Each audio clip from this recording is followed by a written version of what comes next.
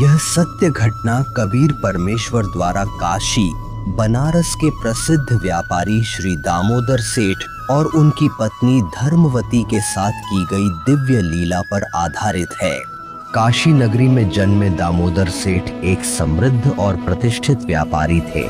उनके पास एक विशाल जहाजी पोत था जिससे वे विदेशों में व्यापार करते थे। उनकी पत्नी धर्मवती धार्मिक स्वभाव की महिला थीं, जो परमात्मा में गहरी आस्था रखती थीं। धर्मवती, ओ धर्मवती, सुन रही हो?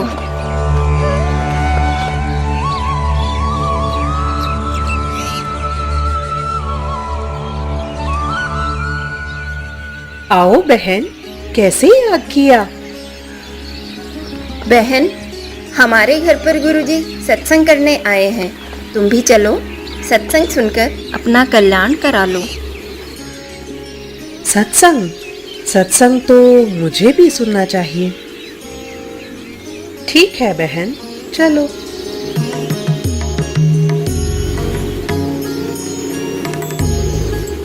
धर्मवती अपनी सहेली के साथ सत्संग स्थल की ओर निकल पड़ती है और वहां पहुंचकर सत्संग सुनने लगती है।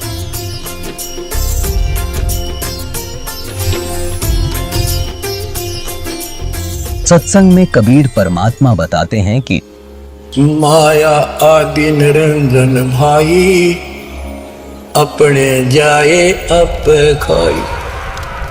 ब्रह्मा विष्णु महेश्वर चेला, ओम सोहम का है खेला।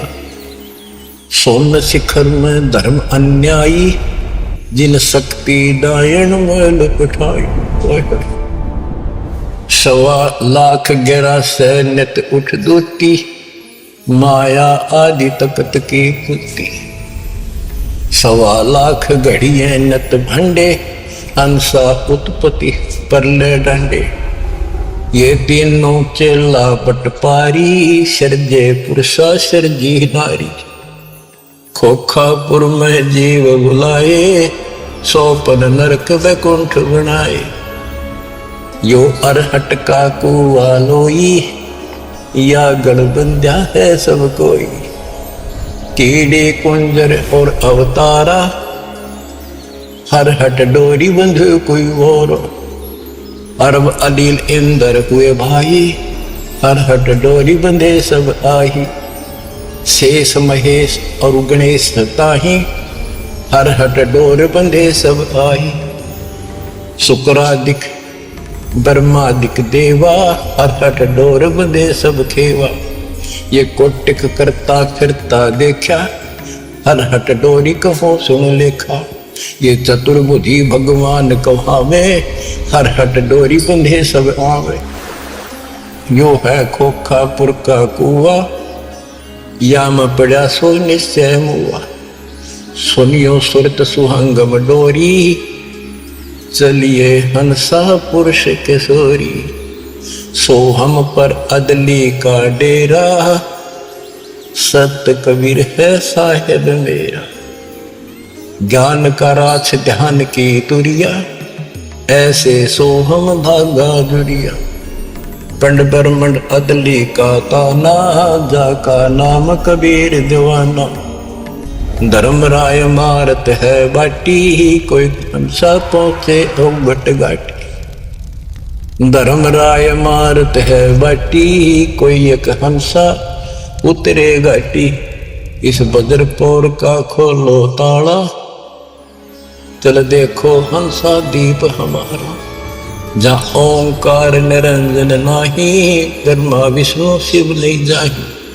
जा करता नहीं जान आन भगवाना, काया माया पिंड पर। ऐसा अदली दीप हमारा, कोटि बैकुंठ रूम की लारा।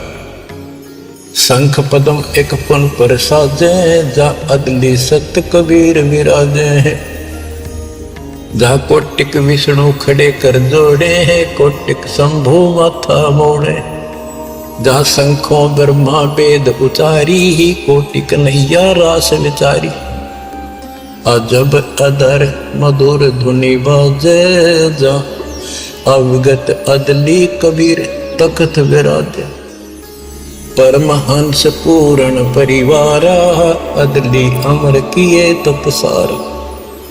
गगन मंडल में हमरी शैली ही, मकर तार की चीनी गई। परलय शंख सुहंगम सुवा, केते करता हो हुआ। हम है अमर अचल अनुरागी, शब्द मैल में तारी लागी। दास गरीब हुक्म का हेला, हम अवगत सत्य कबीर का चेला। धर्मवती को सत्संग बहुत अच्छा लगता है। सत्संग पूर्ण होने पर सभी जाने लगते हैं, लेकिन धर्मवती वहीं बैठे रहती हैं। तभी कबीर साहब जी ये देखकर पूछते हैं कि बेटी, क्या तुम नाम दीक्षा लोगी? महात्मा जी, मेरी आत्मा तो बार बार कह रही है कि मुझे दीक्षा ले लेनी चाहिए, पर मन में कुछ शंका है। बेटी, निसंकोच बताओ, क्या शंका है? गुरुजी कहते हैं कि जोड़े से नाम दीक्षा लेनी चाहिए। मेरे पति विदेश गए हैं, मैं उनके आने पर दीक्षा लूंगी, पर मुझे डर है कि अगर तब तक मेरी मृत्यु हो गई तो। बेटी, यह भ्रम है। जन्म और मृत्यु दोनों व्यक्तिगत हैं। आत्म कल्याण का रास्ता किसी की प्रतीक्षा नहीं करता। न कोई साथ जन्मा था, न मरेगा। अपना अपना कर्म है, पल का भरोसा नहीं है, कब क्या हो जाए। इस तरह कबीर परमेश्वर द्वारा धर्मवती को काफी समय समझाने के पश्चात वह थोड़ी देर सोचकर दृढ़ता से जवाब देती हैं। ठीक है महात्मा जी, आप मुझे नाम दीक्षा दे दीजिए। धर्मवती नाम दीक्षा लेकर अपने गुरुदेव के अनुसार बताई हुई भक्ति साधना करने लगती है।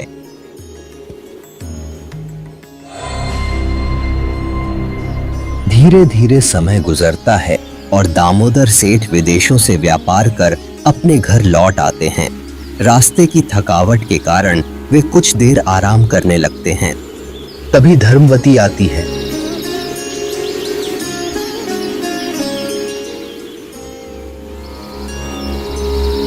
स्वामी, खाना बन गया है, खा लीजिए। हाँ हाँ धर्मवती, बहुत भूख लगी है, खाना लगाओ।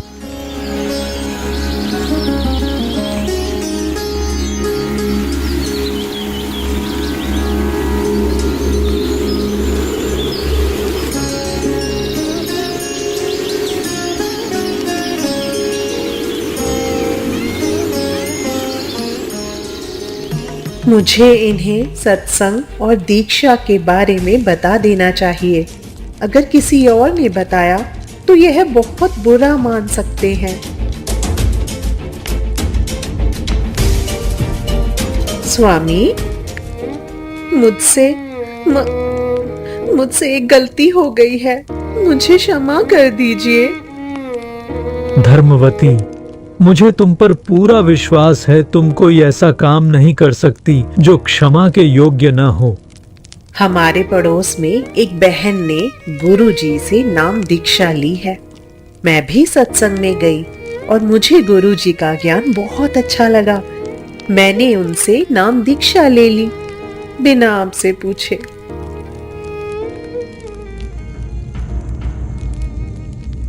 धर्मवती, तुमने बहुत अच्छा किया। भगवान की भक्ति सबसे बड़ा काम है। मैं तुमसे नाराज कैसे हो सकता हूँ।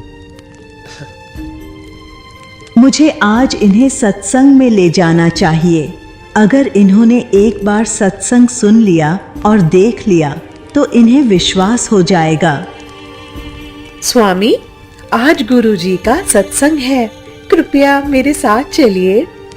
धर्मवती, मैं बहुत थका हुआ हूँ, तुम जाओ। स्वामी, रात का समय है, मैं अकेले कैसे जाऊं? मेरे साथ की सारी सहेलियां चली गई हैं। आप पीछे बैठ जाइए, अगर नींद आए तो सो जाना। गुरुजी कुछ नहीं कहेंगे। ठीक है। दामोदर धर्मवती की बात मानकर सत्संग स्थल की ओर बढ़ते हैं और पीछे जाकर शांत भाव से बैठ जाते हैं। आदि रमैनी अदली सारा, जा दिन होते धूम धूम कारा। सतपुरुष की ना प्रकाशा, हम होते तख्त कबीर खवासा। मन मोहिनी सिरजी माया, सतपुरुष कबीर एक ख्याल बनाया। धर्मराय सिरजे दरबानी, 64 युग तप सेवा ठानी। पुरुष पृथ्वी जाको दीनी, राज करो देवा रख आदीनी। ब्रह्मांड 21 राज तुम दीन्या, मन की इच्छा सब जग लीन्या। माया मूल रूप एक छाजा, मोहि लिए जिन्हों धर्मराजा। धर्म का मन चंचल चित धारा, मन माया का रूप विचारा। चंचल चेरी चपल चिरागा, या के पर से सर्व सौ जागा। धर्मराय किया मन का भागी, विषय वासना संग से जागी। आदि पुरुष अदली अनुरागी, धर्मराय दिया दिल से त्यागी। पुरुष लोक से दिया ढहाई, सहज दास के दीप चल आए भाई। सहज दास जिस द्वीपर हंता, कारण कौन कौन कुल पंथा। धर्मराय बोले दरबानी, सुनो सहज दास ब्रह्म ज्ञानी। 64 युग हम सेवा कीनी, पुरुष पृथ्वी हमको दीनी। चंचल रूप बया मन मोरा, मन मोहिनी ठगिया बोरा। सतपुरुष के नाम भाए, पुरुष लोक से हम चल आए। अगर दीप सुनत बड़ बागी, सहज दास मेटो मन पागी। बोले सहज दास दिलदानी, हम तो चाकर सत सैदानी। सतपुरुष से अर्ज बुझारूं, जब तुमरा बीमान उतारूं। सहज दास को किया पियाना, सत्यलोक लिया परवाना। सतपुरुष साहेब सर्वंगी, अभिगत अदली अचल अभंगी। धर्मराय तुमरा दरबानी, अगर दीप चल गए परानी। कौन हुक्म करी अर्ज आवाजा, कहाँ पठाऊं उस धर्मराजा। बही आवाज अदली एक साचा, विषय लोक जाति नो बाचा। सहज विमान चले अधिकाई, छिन में अपने द्वीप चल आई। हम तो अर्ज करी अनुरागी, तुम विषय लोक जाओ बड़ भागी। धर्मराय के चले विमाना, मान सरोवर आए प्राणा। मान सरोवर रहन न पाए, जहाँ कबीरा रूप में था ना लाए। बंक नाल की विस्मी बाटी, तहाँ कबीरा रोकी घाटी। इन पांचों मिल जगत बंधाना, 184 में जीव सताना। ब्रह्मा विष्णु महेश्वर माया, धर्मराय का राज बैठाया। यो खोखापुर झूठी बाजी, भीष्ट बैकुंठ दगासी साजी। कृत्रिम जीव बुलाने भाई, निज घर की तो खबर न पाई। 1.25 लाख उपजय नित हंसा, 1 लाख विनस नित अंसा। उत्पत्ति कपति या प्रलय फेरी, हर्ष शोक जो राजम जेरी। 5 तत्व हैं प्रलय माही, सतगुण रजगुण तम गुण जाई। 8 अंग मिली है माया, पिंड ब्रह्मंड सकल बरमाया। या मैं सुरति शब्द की डोरी, पिंड ब्रह्मंड लगी है खोरी। श्वासा पारस मन गए राखो, खोल कपाट अमीर सचाखो। सुनाऊं हंस शब्द सुन दासा, अगम द्वीप है अग है बासा। बहु सागर यम दंड जमाना, धर्मराय का है तलबाना। 5 ऊपर पद की नगरी, बाट विहंगम बंकी डगरी। हमरा धर्मराय सो दावा, बहु सागर में जीव भरमाया।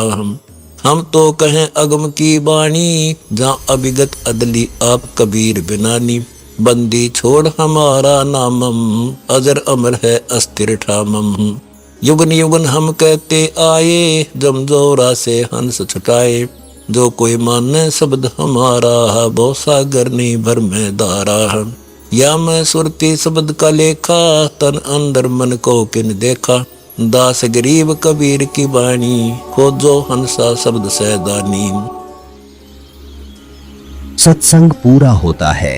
धर्मवती दामोदर के पास जाती हैं और पूछती है, स्वामी, आपको सत्संग कैसा लगा? नींद तो नहीं आई ना?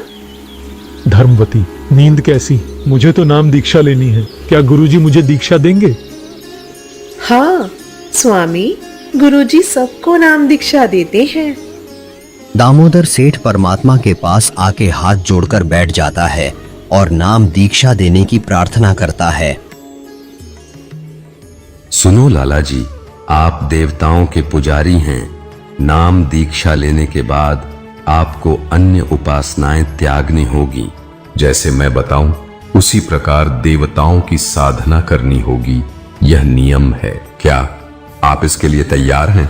हे परमात्मा, मैं एक बनिया हूँ और सौदा करना अच्छे से जानता हूँ। जो ज्ञान आपने मुझे दिया है वह इस पृथ्वी पर कहीं और नहीं मिल सकता। अब मैं निर्णय कर चुका हूँ। आप मेरे गुरु हैं और मैं आपका चेला। मुझे दीक्षा दीजिए। मैं हर परिणाम सहने को तैयार हूँ। आप मेरे साथ रहिए। जो होगा देखा जाएगा। सेठ जी, मैं तो केवल एक धानक हूं और आप ठहरे लाला जी सेठ। आपकी बिरादरी आपको धिक्कारेगी। क्या आप यह अपमान सह पाएंगे? हे परमात्मा, मुझे किसी अपमान की परवाह नहीं है। मुझे आपके ज्ञान पर पूर्ण विश्वास है। मुझे दीक्षा दीजिए। जो कुछ भी होगा मैं सहने के लिए तैयार हूँ। इस प्रकार दामोदर सेठ अपने कबीर परमेश्वर से नाम दीक्षा प्राप्त कर उनके द्वारा दी गई भक्ति साधना करने लगते हैं और कुछ समय बाद अपने व्यापार के सिलसिले में वे फिर से जहाज से विदेश जाने की तैयारी करने लगते हैं।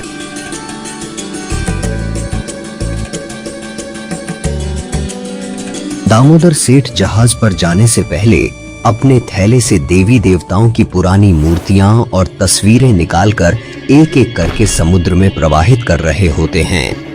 थोड़ी दूरी पर उनके दो साथी व्यापारी यह दृश्य देखकर चौंक जाते हैं। अरे ये देखो, दामोदर सेठ देवी देवताओं की मूर्तियां समुद्र में डाल रहे हैं। चलो बाकी लोगों को बताते हैं।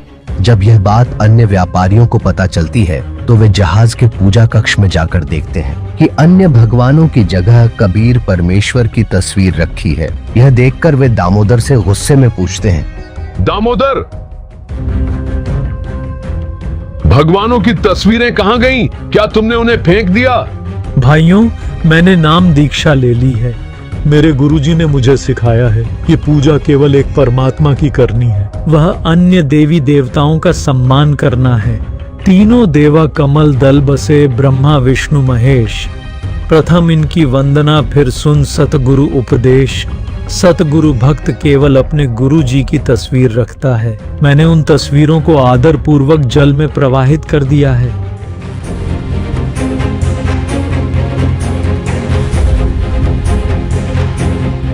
तूने क्या कर दिया? यह तो जुल्म है। तेरे साथ कुछ अनहोनी होगी। तूने देवी देवताओं को छोड़कर अपना नाश कर लिया है। भाइयों, मेरे गुरुजी देवताओं को छुड़वाते नहीं हैं, बल्कि उनकी सत्य साधना बताते हैं। मूर्ति पूजा को मना करते हैं। आप अपनी पूजा करो, मैं अपनी पूजा करूंगा। मुझे मेरे रास्ते पर चलने दो और परेशान मत करो। धीरे धीरे समय बीतता गया और दामोदर सेठ व्यापारियों के साथ अलग अलग देशों में व्यापार करने लगा।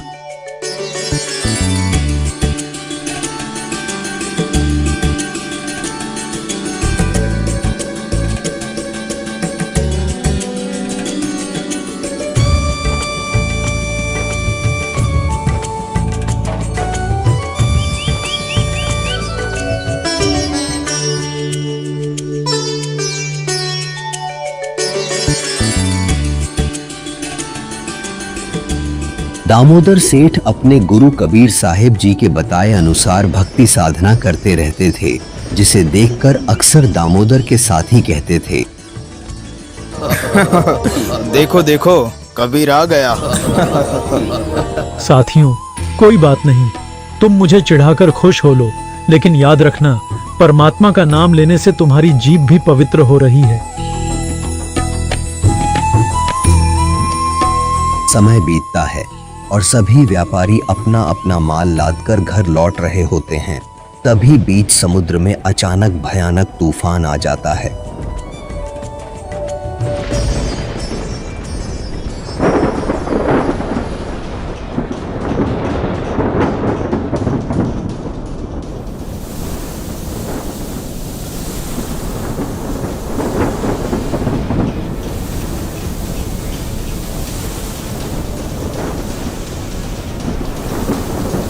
तूफान आया है, तूफान! संभालो भाई संभालो, पाल खोल दो, पाल खोल दो।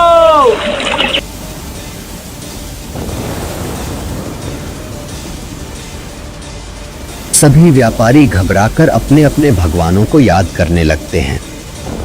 तूफान आया है, तूफान! संभालो भाई संभालो।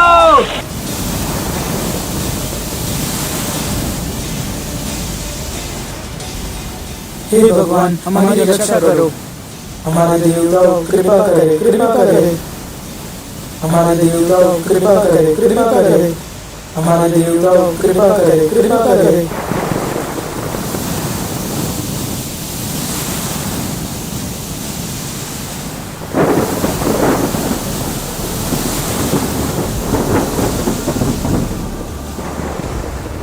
धीरे धीरे तूफान और तेज होता जाता है और जहाज डूबने लगता है।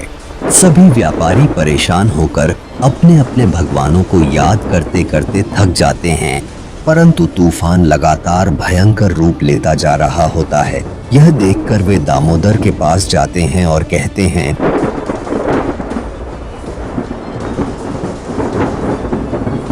दामोदर भाई, सुना है सतगुरु के भगत की परमात्मा अवश्य सुनता है। क्यों ना आप अपने गुरु जी से प्रार्थना करें। भाइयों, मेरे गुरुजी तो गरीब से है।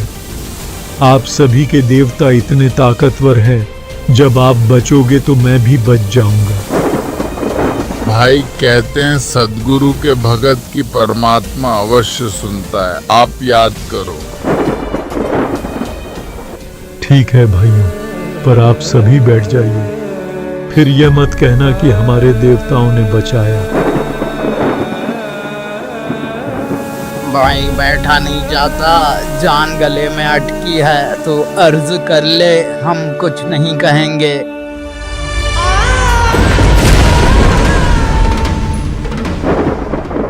हे परमात्मा, आज लाज रख दो, मेरे कारण आपकी छवि खराब हो जाएगी।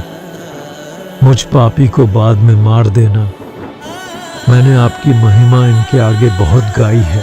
मुझ दास से कोई गलती बनी हो तो मुझे माफ करें और हमारी रक्षा करें प्रभु, रक्षा करें।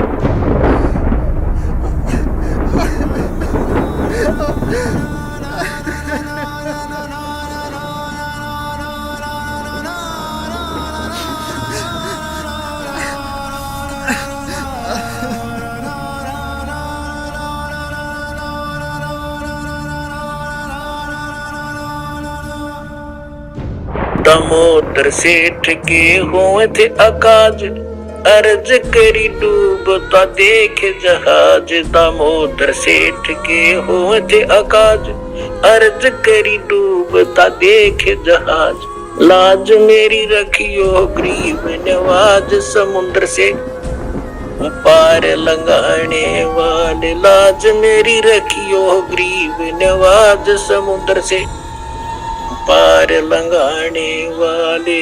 धन धन सतगुरु सत कबीर भक्त की, पीड़ मिटाने वाले।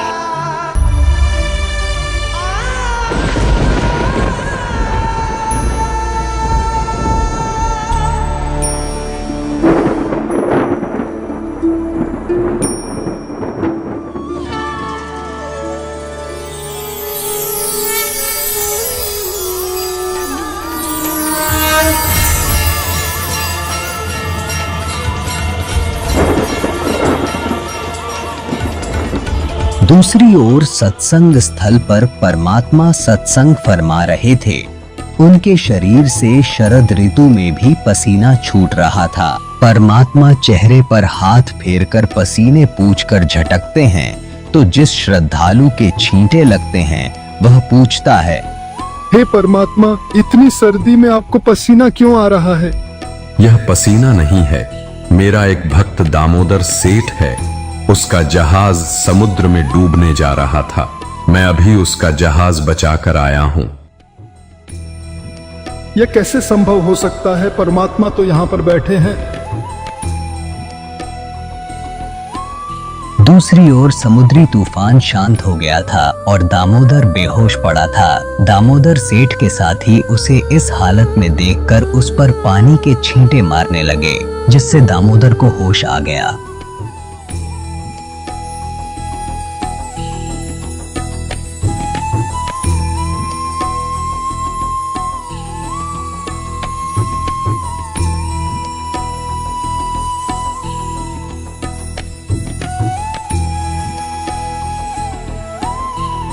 दामोदर, हमें माफ कर दो, हमसे गलती हो गई भाई।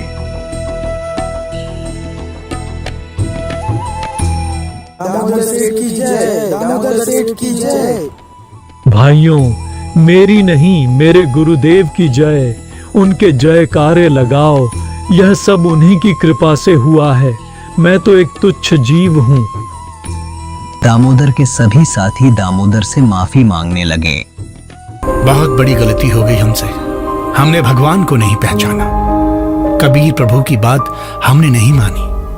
कबीर प्रभु की जय, कबीर प्रभु की जय।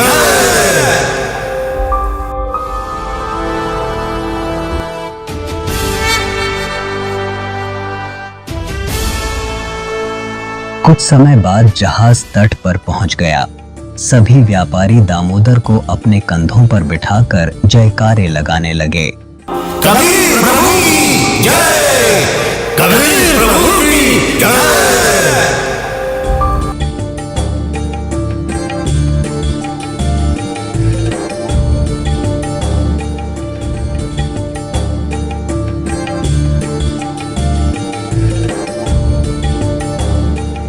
शहर में दामोदर के घर पहुंचने पर पता चलता है कि उनकी पत्नी सत्संग में गई हैं। व्यापारी उन्हें सत्संग स्थल पर ले जाते हैं। सत्संग स्थल पर जयकारे गूंज रहे होते हैं। कबीर प्रभु की जय, कबीर प्रभु की जय। यह देखकर परमात्मा कहते हैं, बाहर देखकर आओ, इतना शोर कैसे हो रहा है।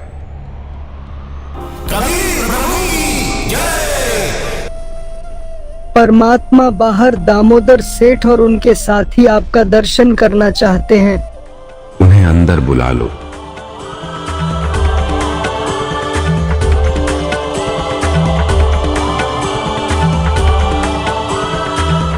सभी व्यापारी हाथ जोड़कर परमात्मा से क्षमा मांगने लगते हैं। हे परमात्मा, आपने हमारी जान बचाई। हमसे बहुत बड़ी गलती हुई, हमें माफ कर दीजिए। हमने आपका और आपके भगत का बहुत मजाक बनाया है। क्या हुआ बच्चों, विस्तार से बताओ, क्या कहना चाहते हो। दामोदर के साथियों ने सारी घटना का जिक्र यथावत किया। दामोदर सेठ के हुए थे अकाज, अर्ज करी डूबता देख जहाज। दामोदर सेठ के हुए थे अकाज, अर्ज करी डूबता देख जहाज। लाज मेरी रखियो गरीब नवाज, समुद्र से पार लंघाने वाले। लाज मेरी रखियो गरीब नवाज, समुद्र से पार लंघाने वाले। धन धन सतगुरु सत कबीर भक्त की पीड़ मिटाने वाले।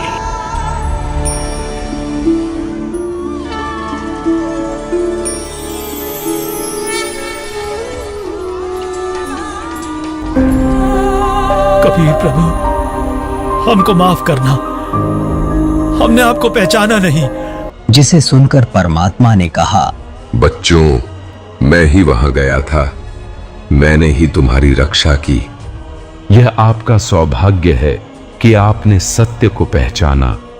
अब नाम दीक्षा लो और अपने जीवन को सार्थक बनाओ। सारे श्रद्धालु दामोदर और सभी सेठों की बातें ध्यानपूर्वक सुनते हैं, और जिन्होंने परमात्मा के बारे में सोचा था कि परमात्मा ऐसा कैसे कर सकते हैं, वह तो हमें यहाँ पर सत्संग सुना रहे हैं और कह रहे हैं कि दामोदर सेठ का जहाज निकाल कर आए हैं। उनको भी अपनी गलती का एहसास हुआ और उन्होंने भी परमात्मा से माफी मांगी। हे परमात्मा, हमने आपके ऊपर अविश्वास दिखाया, हम नीचों को भी माफ कर दो दाता। अंत में दामोदर सेठ के सभी साथी परमात्मा से नाम दीक्षा लेते हैं और अपना कल्याण कराते हैं। कबीर प्रभु की जय, कबीर प्रभु की जय। दर्शकों, यह 2D एनिमेशन वीडियो संत रामपाल जी महाराज के सत्संग प्रवचनों का अंश मात्र है। संपूर्ण आध्यात्मिक ज्ञान प्राप्त करने के लिए अवश्य सुनिए संत रामपाल जी महाराज के मंगल प्रवचन। संत रामपाल जी महाराज के मंगल प्रवचन सुनने के लिए आज ही प्ले स्टोर से डाउनलोड करें संत रामपाल जी महाराज ऐप और सब्सक्राइब करें हमारा YouTube चैनल संत रामपाल जी महाराज।